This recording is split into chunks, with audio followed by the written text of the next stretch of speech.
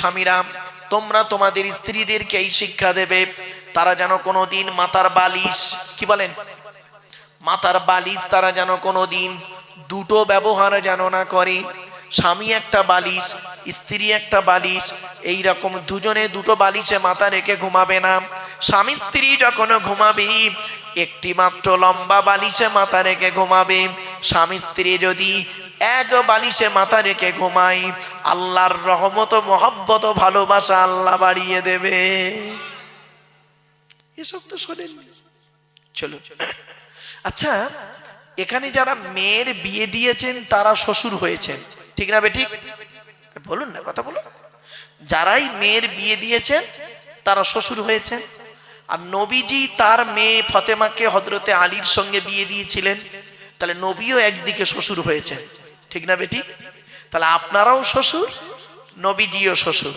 চলো, এই দুই শ্বশুরের কতটা পার্থক্য দেখুন, আসমান আর জমিন পার্থক্য। আপনি আপনার মেয়েকে যখন শ্বশুর বাড়ি পাঠিয়েছিলেন, কি কি দিয়ে পাঠিয়েছিলেন, কি কি বলে পাঠিয়েছিলেন? আর নবীজি তার মেয়ে ফতেমাকে শ্বশুর বাড়ি পাঠিয়েছিলেন, কি কি দিয়েছিলেন আর কি কি বলেছিলেন? দয়া করে একটু শুনে যান। আগে আমাদেরটা বলি। আমরা আমাদের মেয়েদের কি করেছি? খাট, গদি, ড্রেসিং টেবিল, আলমারি, খাটের সঙ্গে দুটো ছোট ছোট মাথার বালিশ আর বিশাল বড় একটা ঠ্যাং বালিশ দিয়েছি ইত্যাদি। আর মেয়েকে, আর নবীজি কি দিয়েছিলেন ফতেমাকে দেখি, শুনে নিন। মা ফতেমাকে নবীজি দিয়েছিলেন দুটো জামা। কটা কটা কটা? দুটো জামা, একটা খেজুর পাতার চাটাই, একটা কম্বল, একটা পানির কলসি, একটা জাঁতা। সুপুরি কাটা জাঁতা নয়, গম ভাঙানো জাঁতা। জাঁতা বলিছি বলে অনেকে পান খড়গুলো মনে মনে ভাবছে সুপারি কাটা জাঁতা না। এবারে আসছি, আর কি দিয়েছিলেন? একটা চামড়ার বালিশ। কটা কটা কটা? একটা চামড়ার বালিশ। কেন? স্বামী স্ত্রী এক বালিশে মাথা রেখে ঘুমালে আল্লাহর রহমত মহব্বত ভালোবাসা আল্লাহ বাড়িয়ে দেয়। চলো, এবারে আসছি, নবীজি আপনি আপনার মেয়েকে কি বলে শ্বশুর বাড়ি পাঠিয়েছিলেন? মেয়েটি যেদিন শ্বশুর বাড়ি যাচ্ছিলেন, জীবনের প্রথম বরের গাড়িতে ওঠার আগে মেয়েটি তার ভাই বোনের গলা জড়িয়ে কেঁদেছে, মায়ের গলা জড়িয়ে কেঁদেছে, সর্বশেষে এসে বাপের গলা জড়িয়ে কাঁদে, ঠিক না বেঠিক? বাপ তখন কি বলে সান্ত্বনা দেন আপনারা? কাঁদিসনি মা, কাঁদিসনি, আমরা কাল সকাল সকাল যাচ্ছি, ঠিক না বেঠিক? এটাই তো বলেন। আর নবীজি কি বলেছেন শুনুন, চমকে যাবেন। আমার মা বোনেরা সব শুনছে, হ্যাঁ, মা বোনেরা শুনে নিন। নবীজি কি বলেছিলেন? নবীজির বেটি ছোট মেয়ে ফতেমা যখন শ্বশুর বাড়ি যাচ্ছিলেন, আলীর বাড়িতে জীবনের প্রথম যাচ্ছেন, নবীকে ফতেমা বলছেন, আব্বা জান, আজ আমি শ্বশুর বাড়ি যাচ্ছি, মা তো বেঁচে নেই, আপনি আমার আব্বা, আপনি আমার মা, আজ শ্বশুর বাড়ি যাচ্ছি আব্বা, কিভাবে চলবো আপনি বলে দিন। নবীজি একটা কথা বললেন, মা বোনেরা শুনুন, একটা কথা বললেন, ফতেমা, ফতেমা, আলীকে দ্বিতীয়বার ডাকতে যেন না হয়। কি বললো, কি বললো? আলীকে দ্বিতীয়বার ডাকতে যেন না হয়। তার মানে কি? এক ডাকে সাড়া দেবে, এক ডাকে সাড়া দেবে। তো মা ফতেমা বললেন, জি আব্বা জান, আমি স্মরণ রাখবো কথাটা মরণ পর্যন্ত। ব্যাস, মা ফতেমা যতদিন বেঁচে ছিলেন হযরতে আলীর এক ডাকে সাড়া দিতেন। একদিনের একটা ছোট্ট ঘটনা শুনে নিন, চমকে যাবেন। দেখুন, হযরত আলী একদিন নবীজির দরবার থেকে বাড়ি আসছে, অনেক রাত হয়ে গেছে, হাসান হুসাইন বাড়িতে আছে, বাচ্চা বাচ্চা ছেলে। হযরত আলী রাস্তা দিয়ে আসছে আর মনে মনে ভাবছে, হিস, আজকের এত রাত করে ফেললাম, ঠিক হলো না। ফতেমা জেগে আছে, হাসান হুসাইন বাচ্চা দুটো আছে।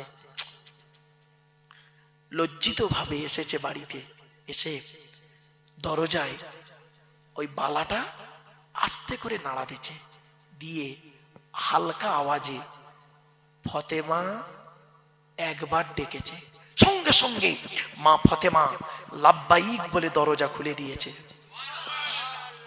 তখন হযরত আলী বলছে, ফতেমা কিছু মনে করো না, আজকের একটু রাত হয়ে গেছে, জানো রাত হয়ে গেছে, কিছু মনে করো না, আর কাল থেকে আমার জন্য জেগে বসে থাকবে না, তুমি খেয়ে নেবে, হাসান হোসেনকে খাইয়ে দেবে, তোমরা তিনজনে খেয়ে ঘুমিয়ে যাবে, আমি নবীজির দরবার থেকে যখন আসবো এসে খাওয়া দাওয়া করে ঘুমাবো।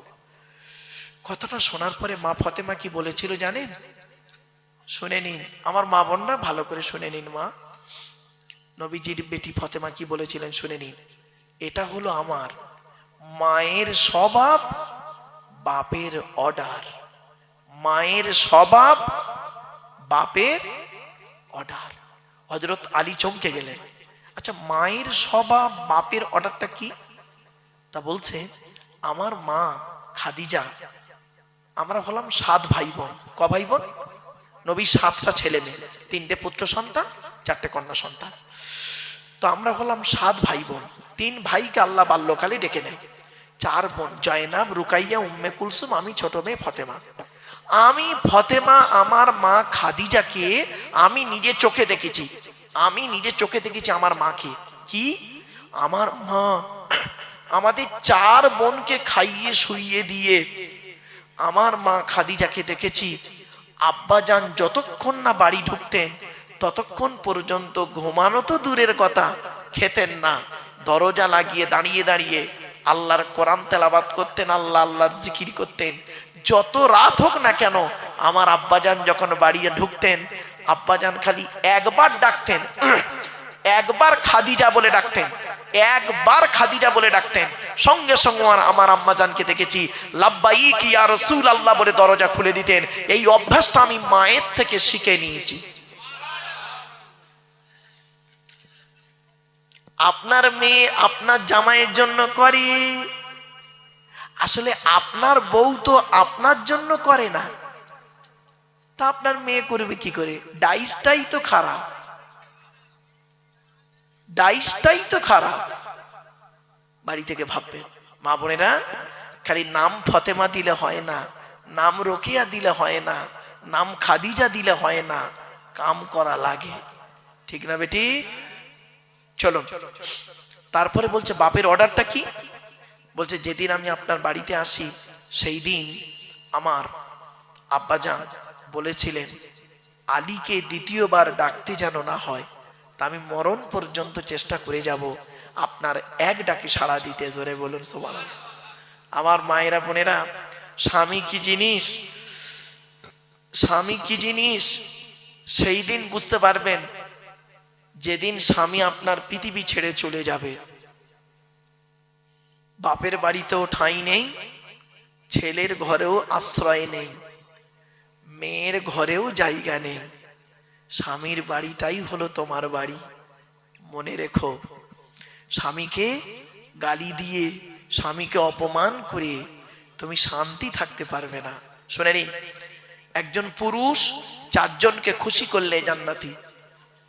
হে পুরুষ, তুমি তোমার রব আল্লাহকে খুশি করো, অর্থাৎ কোরআন মোতাবেক জীবন যাপন করো। 2 নাম্বার, হে পুরুষ তুমি তোমার নবীকে খুশি করো, হাদিস মোতাবেক জীবন যাপন করো। 3 নাম্বার, পুরুষ তুমি তোমার জন্মদাতা বাপকে খুশি করো। 4 নাম্বার, পুরুষ পেটে ধরা মাকে খুশি করো। এই 4 জনকে যদি খুশি করতে পারে কোনো পুরুষ, সে জান্নাতি। আর একজন নারী 3 জনকে খুশি করলে জান্নাতি। হে নারী, তুমি তোমার রব আল্লাহকে খুশি করো। হে নারী, তুমি তোমার নবীকে খুশি করো, নবীর হাদিস মোতাবেক জীবন যাপন করো। 3 নাম্বার, হে নারী, তুমি তোমার স্বামীকে খুশি করো। কোনো হকের উপরে কোনো স্বামী যদি তার স্ত্রীর উপরে নারাজ থাকে, আল্লাহ নারাজ হয়ে যাবে। মা বোনেরা বলে যাচ্ছি, শুনে নিন। নবীজি বললেন কয়েক শ্রেণীর নারী হলো জাহান্নামী, নামাজ পড়ে রোজা রেখে কোরআন পড়ে জাহান্নামে যাবে। কয়েক শ্রেণীর নারী কে কে? 1 নাম্বার, ওই নারী যে নারী নামাজ পড়ে রোজা রাখে, হজও করেছে, কিন্তু স্বামীর সঙ্গে যখন কথা বলে মেজাজ দিয়ে কথা বলে, ওই নারী নামাজ রোজা ইবাদত কবুল হবে না। 2 নাম্বার হলো ওই নারীর প্রতি আল্লাহর গজব পড়বে যে নারী স্বামীর দুর্নাম বদনাম অন্যের কাছে করে বেড়ায়। 3 নাম্বার হলো ওই নারী যে নারী স্বামী থাকতে অন্য পুরুষের সঙ্গে পরকীয়ায় লিপ্ত হয়। 4 নাম্বার হলো ওই নারী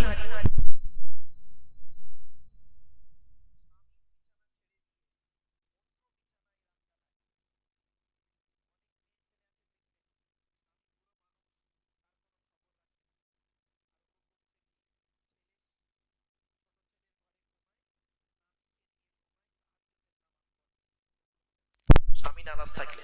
5 নাম্বার ওই নারী যে নারী তার স্বামীর পরিবারের সঙ্গে খারাপ আচরণ করে। স্বামীর পরিবারকে, স্বামীর বাপ, স্বামীর মা, স্বামীর ভাই, স্বামীর বোন, মা বোনদের বলে যাচ্ছি খবরদার। অনেক মেয়ে ছেলে আছে দেখবেন স্বামীকে খুব ভালোবাসে, স্বামীর বাপ ভাইয়ের দেখতে পারে না, স্বামীর মানে ভাই বোনকে দেখতে পারে না। ওর বাপ ভাই এলে দেখবেন আদর আপ্যায়ন খুব হয়, আর স্বামীর বাপ ভাই এলে কোনো গুরুত্ব থাকে না। ওই নারী হলো জাহান্নামী নারী।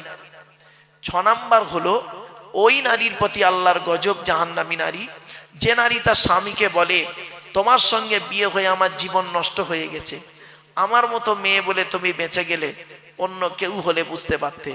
ওই নারীর প্রতি আল্লাহর গজব। বাপেরা বাড়িতে গিয়ে ভাববেন আমার মা বোনরা এই জিনিস থেকে সরে থাকুন।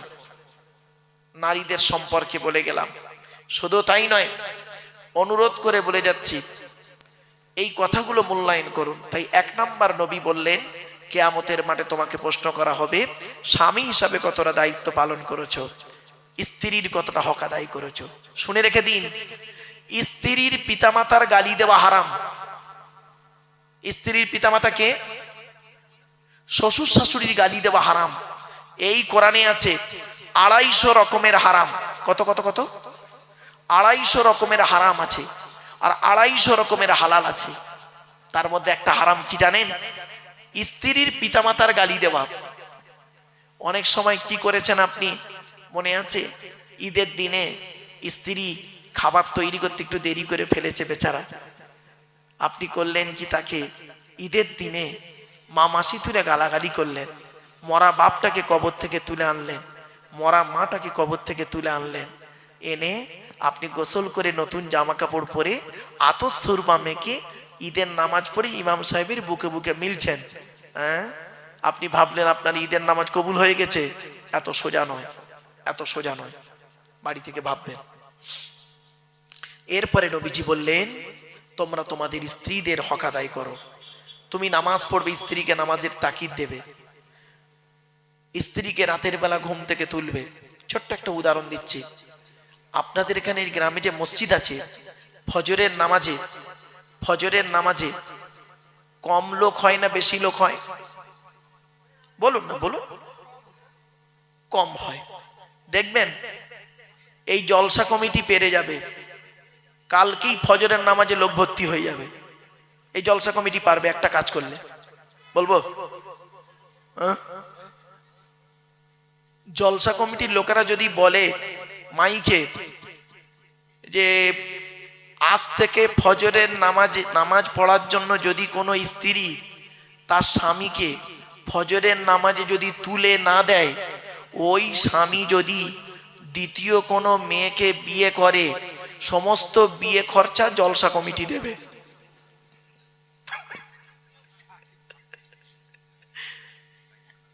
বুঝলেন? মানে ওই স্বামী যদি দ্বিতীয় বিয়ে করে সুন্দরী মেয়েকে, সমস্ত বিয়ে খরচা জলসা কমিটি দেবে। দেখবেন ফজরে কিভাবে যে তুলবে আপনাকে ভাবতে পারবেন না। এই জন্য মনে রাখবেন স্বামী স্ত্রী উভয়কে ভালো হতে হবে।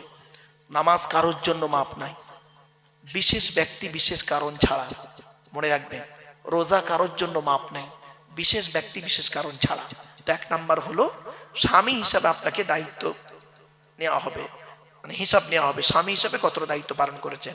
তো এখানে যারা স্বামী আছেন বসে বসে ভাবুন স্ত্রীর হকটা কতটা আদায় করেছেন। 11:30।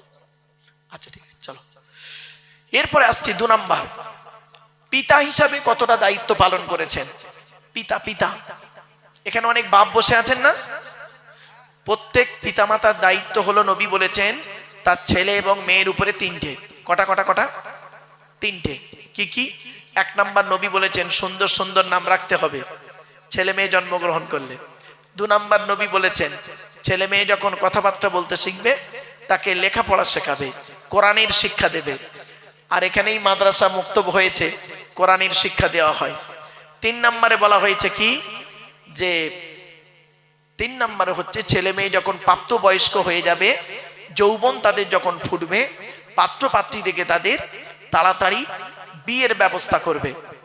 এখানে অনেক বাম্মা বসে আছেন যারা ছেলে বড় হয়েছে, মেয়ে বড় হয়ে গেছে, বিয়ের প্রয়োজন, বাম্মা বিয়ে দিচ্ছে না। সেই ছেলে মেয়ে যদি ব্যভিচার করে আর ওই পাপের বোঝা ওই ছেলে মেয়ের বাম্মাদের ঘাড়ে পড়বে। কি ভাবলেন? এই জন্য এই যুবক ছেলেরা, ভালোবেসে বিয়ে করা ভালো নয়, বিয়ে করে ভালোবাসা ভালো। ভালোবেসে বিয়ে করা ভালো নয়, বিয়ে করে ভালোবাসা ভালো। একটা হালাল একটা হারাম, তুমিই ঠিক করো কোনটা করবে। শুধু তাই নয়, বিয়ে করলে আল্লাহ খুশি হয়, শয়তান নারাজ হয়। আর জেনা করলে শয়তান খুশি হয়, আল্লাহ নারাজ হয়। তুমি সিদ্ধান্ত নাও কাকে খুশি করতে চাও।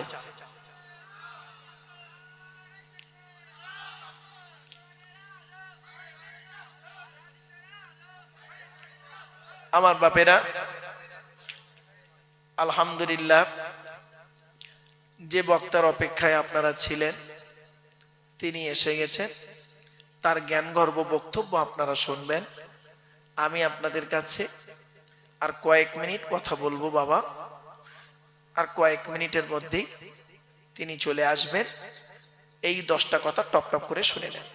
1 নাম্বার হলো স্বামী হিসাবে, 2 নাম্বার হলো পিতা হিসাবে, 3 নাম্বার হলো ছেলে হিসাবে পিতামাতার কতটা হক আদায় করেছেন। এখানে বসে বসে ভাবুন, বাপের নামে দান খয়রাত করেননি, বাপের নামে কোনোদিন ফকির খাওয়াননি, বাপের রেখে যাওয়া সম্পত্তি জলকর ভোগ করছেন, বাপের কবরটা জিয়ারাত করেননি। নবীজি বলেছেন জুম্মার দিনে যদি কোনো ছেলে তার বাপ আর মায়ের কবরটা জিয়ারাত করে, ছেলের দুয়ার ওসিলায় বাম্মার কবরটাকে আল্লাহ পাক আলোয় আলোকিত করে দেয়। 4 নাম্বার হলো ভাই হিসাবে কতটা দায়িত্ব পালন করেছেন। বোনের ফারাইজি অংশ দিয়েছেন।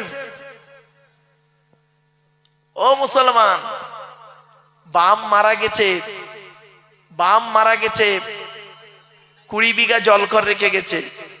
তুমি একটা ছেলে, 2টো বোন ছিল, মাও মরে গেছে, পাবে কত? তুমি পাবে 10 বিঘে আর তোমার 2টো বোন পাবে 5 10 বিঘে।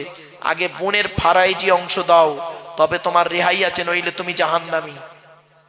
হয়েছে? তুমি নামাজ পড়ো, রোজা রাখো, ভাই হিসাবে তোমাকে ধরা হবে। কতটা দায়িত্ব পালন করেছিলেন। 5 নাম্বার হলো চাচা হিসাবে কতটা দায়িত্ব পালন করেছো। চাচা, এখানে অনেক চাচা দাঁড়িয়ে বসে আছে। বাপ মারা গেছে, চাচা বেঁচে ছিলে, তুমি ভাইপোদের প্রতি লক্ষ্য রেখে রাখতে না, আরো ভাইপোদের মেরে খাবার ধান্দা করেছো। 6 নাম্বারটা খুব ইম্পর্টেন্ট, খুব ইম্পর্টেন্ট, খুব ইম্পর্টেন্ট। 6 নাম্বারটা কে জানেন? বোনাই হিসাবে ধরা হবে। বোনাই, আপনারা কি বলেন? বোনাই বলেন না দুলা ভাই বলেন? কোনটা? এই বোনাইরা কবরে ঢোক। বোনাইদের ধরবে, শালির সঙ্গে ইয়ারকি মারা। শালির হাত ধরে জলসায় গিয়ে ফুচকা খায়, খাইয়ে দেবা গালে, কবরে ঢোক। বোনাইদেরকে আল্লাহ ধরবে কিয়ামতের মাঠে। শালির সঙ্গে কিরূপ আচরণ করেছিলিস, কি ভাবছেন? কোরআনে আল্লাহ বলছেন আয়াহসাবুল ইনসানু আন ইউতরাকা সুদা, মানুষ কি মনে করে আমি আল্লাহ তাকে এমনি এমনি ছেড়ে দেব, তাকে হিসাব কিতাব না নিয়ে? কৈফিয়ত নাই নিয়ে শুনে নিন। এর সঙ্গে আরেকজন আছে, কে জানেন? দেওর। কি বললাম? দেওর হিসাবে আপনাকে জবাব দিতে হবে। এই ভাবিরা শুনে নিন, আল্লাহ নবীর কাছে একদিন নারী জাতিরা এসেছে, নারীরা এসে বলছেন, ইয়া রাসূলুল্লাহ, আমরা পৃথিবীতে কাকে বেশি ভয় করব বলুন। আল্লাহ নবী বললেন, এই পৃথিবীতে তোমরা মৃত্যুকে ভয় করো? বলছে হ্যাঁ। বলছে তেমনি দেওরকে ভয় করো। দেওর হলো মৃত্যুর সমতুল্য। অনেক ভাবি আছে দেখবেন দেওরদের সঙ্গে ইয়ার কি করে, কঠিন পাপ হবে। চলো 7 নাম্বার, খালু হিসাবে আপনাকে ধরা হবে কিয়ামতের মাঠে, খালু। আর এর সঙ্গে আরেকজন আছে ফুপুর বর, জামাই বাবু, তাই বলেন তো নাকি? 8 নাম্বারটা খুব ইম্পর্টেন্ট, 8 নাম্বারটা কে জানেন? 8 নাম্বারটা হলো মামা হিসাবে আপনাকে ধরা হবে। এখানে যত মামা বসে আছে, মামা, আল্লাহ বলবেন তোর বোনাইটা অ্যাক্সিডেন্টে মারা গেল, 2টো ভাগনা ছিল ছোট ছোট, ঈদের সময় তুই তো ছেলে মেয়ের জামা কাপড় কিনলি আর ভাগনা ভাগ্নির তো দেখলি না, তোর মতো মামা আজকের জাহান্নামী হয়েছে, ভাববেন বাড়িতে গিয়ে। 9 নাম্বার হলো দাদু যারা আছে, দাদু, এখানে আছে না অনেক দাদু, কি বলেন, বাপের বাপকে কি বলেন? এই দাদুদেরকে আল্লাহ ধরবে। এদিকে আয়, তোর 4টে ছেলে দিয়েছিলাম, বড় ছেলেটা চাকরি করতো বলে বড় ছেলেকে লজেন কিনে দিতি, বিস্কুট কিনে দিতি, বড় ছেলের হাত ধরে বাজারে যেতি, খাবার কিনে দিতি। আর ছোট ছেলেটা গরিব, টোটো চালাতো বলে তার ছেলে মেয়েকে তুই দেখতি না, তোর নামাজ রোজা কবুল হবে না, তোর মতো দাদু আজকের জাহান্নামী। 10 নাম্বার হলো নানা হিসাবে ধরা হবে। নানা বোঝেন তো?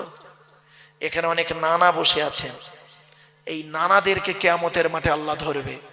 তো 4টে মেয়ে দিয়েছিলাম, বড় জামাইটা চাকরি করতো বলে, বড় জামাইয়ের 20 বিঘা জলকার ছিল বলে, বড় জামাই যখন আসতো মেয়ে নিয়ে, বাচ্চা নিয়ে ভালো ভালো খাওয়াতি, আর মেজো জামাইটা গরিব ছিল বলে মেজো জামাই ছেলে মেয়ে যখন আসতো তাদের প্রতি গুরুত্ব দিতি কিনা, তোর মতো নানা আজকের জাহান্নামী। বাড়িতে গিয়ে ভাববেন, এই 10 জনের বাইরে কেউ আছেন? কি ভাবলেন? 1 নাম্বার, স্বামী হিসাবে, পিতা হিসাবে, ভাই হিসাবে, ছেলে হিসাবে, চাচা হিসাবে, বোনাই হিসাবে, দেওর হিসাবে, খালু হিসাবে, জামাইবাবু হিসাবে, মামা হিসাবে, দাদু হিসাবে, নানা হিসাবে। এই 10 দিকের প্রশ্ন আপনাকে করা হবে। অনুরোধ করে বলে যাচ্ছি, বাড়িতে গিয়ে ভাববেন। এই 10টা প্রশ্নের উত্তর আপনারা খুঁজে যদি বের করতে পারেন, সকালবেলা উঠে বলবেন ইনশাআল্লাহ আমি জান্নাতি। আর যদি উত্তর না পান, মরণ পর্যন্ত উত্তরগুলো খুঁজে বের করবেন। এত সহজ ভাবলেন ইসলামকে, এত সহজ ভেবে নিলেন। এজন্য আমি আপনাদেরকে অনুরোধ করে বলে যাচ্ছি, কথাগুলো মাথায় রাখুন। একবার দরুদ শরীফ, আল্লাহুম্মা সাল্লি আলা সাইয়্যিদিনা মাওলানা মুহাম্মদ ওয়া আলা আলি সাইয়্যিদিনা মাওলানা মুহাম্মদ।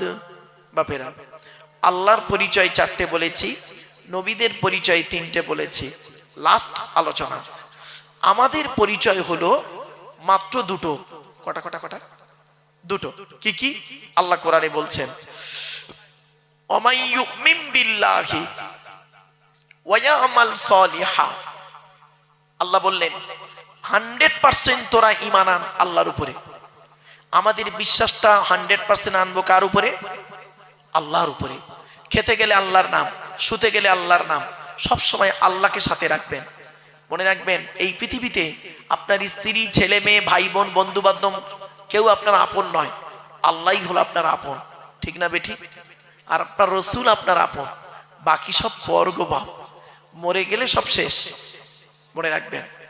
তাই 1 নাম্বার হলো 100% আপনি আল্লাহকে বিশ্বাস করুন, ভরসা করবেন আল্লাহর উপরে, পৃথিবীর কোনো ব্যক্তি বস্তুর উপরে নয়। আল্লাহ পাক কোরআনে বলেছেন, ইজা আযামতা ফাতাওয়াক্কাল আলাল্লাহ, তুমি যখন কোনো কাজ করতে যাবে পৃথিবীর কোনো ব্যক্তি বস্তুর উপরে ভরসা করবে না, ফাতাওয়াক্কাল আলাল্লাহ, একমাত্র আল্লাহর উপরে ভরসা করবে। ইন্নাল্লাহা ইউহিব্বুল মুতাওয়াক্কিলিন, যারা আল্লাহর উপরে ভরসা করে কাজে নামে আমি আল্লাহ তাদের অত্যন্ত ভালোবাসি। জোরে বলো। একটা ছোট্ট উদাহরণ দিচ্ছি। একটাই রাস্তা, কটা রাস্তা? একটাই রাস্তা, দুটো দল গেল। একটাই রাস্তা, দুটো দল গেল। প্রথম দলটা রাস্তাটা পার হয়ে গেল, আর দ্বিতীয় দলটা রাস্তায় ডুবে মরে গেল। রাস্তাটার নাম ছিল নদীর মাঝখান। দল দুটোর নাম হলো মুসা নবীর দল, ফেরাউনের দল। মুসা নবীর ভরসাটা রাস্তার উপরে ছিল না, ভরসা ছিল আল্লাহর উপর, পার হয়ে গেল।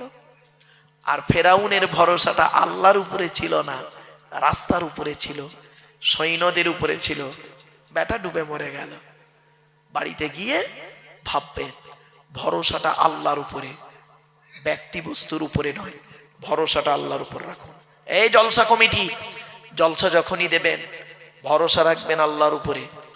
কার মাধ্যমে কোথায় কি হবে আল্লাহ পাক ঠিক করে রেখেছেন, ঠিক না বেঠিক? অনুরোধ করে বলে যাচ্ছি। 2 নাম্বার আল্লাহ বললেন, ওয়ায়ামাল সলিহা, পৃথিবীতে যতদিন বাঁচবে ভালো ভালো কাজগুলো করবে। লোকের গোঁজা মেরে মেরে বেড়াও না, ভালো ভালো কাজগুলো করবে। মানুষের উপকার করতে না পারলে ক্ষতি করতে যেও না। আল্লাহ ছাড় দেয়, ছেড়ে দেয় না। আল্লাহ ছাড় দেয়, ছেড়ে দেয় না, কথাটা মাথায় রাখুন। আল্লাহ বলছেন, মানা আমিনা সলিহাম মিন যাকারিন আও উনসা ওয়া হুয়া মুমিনুন ফালানুহইয়ান্নাহু হায়াতান তাইয়্যিবা। 14 নম্বর পারা 17 নম্বর পৃষ্ঠার একেবারে 8 নম্বর লাইন, সূরার নাম সূরা নাহাল। আল্লাহ বলেন, যে ব্যক্তি 100% আল্লাহকে বিশ্বাস করবে, ভালো ভালো কাজগুলো করবে, বেটা ছেলে হোক আর মেয়ে ছেলে হোক, ওয়া হুয়া মুমিন, সে হবে মুমিন, ফালানুহইয়ান্নাহু হায়াতান তাইয়্যিবা, পৃথিবীতে আল্লাহ পাক রব্বুল আলামিন শান্তি সম্মানের সহিত জীবন যাপন করাবে। 100% ঈমান আনুন আর ভালো কাজ করুন। এইরকম একজন লোকের নাম বলে যাচ্ছি, ফুরফুরার জমিনে ছিলেন, একেবারে শেষবারে বিদায় নিলেন আমাদের কাছ থেকে। মুফতি আজম মেজলা হুজুর পীর কেবলা রহমাতুল্লাহ আলাইহি। কি ভাবলেন? খুব বড় আল্লাহর ওলি ছিলেন, খুব বড় আলেম ছিলেন। ইলমিয়াত, জাহিরি এলেম, বাতিনি এলেম, ইলমে লাদুন্নি, ইলমে মারিফাত আল্লাহ পাক তার মধ্যে দিয়েছিলেন। কি ভাবছেন? এবার আসছে, আল্লাহ বললেন ইন্নাল, এটা দুনিয়াতে হলো, আখিরাতে কি দেবে?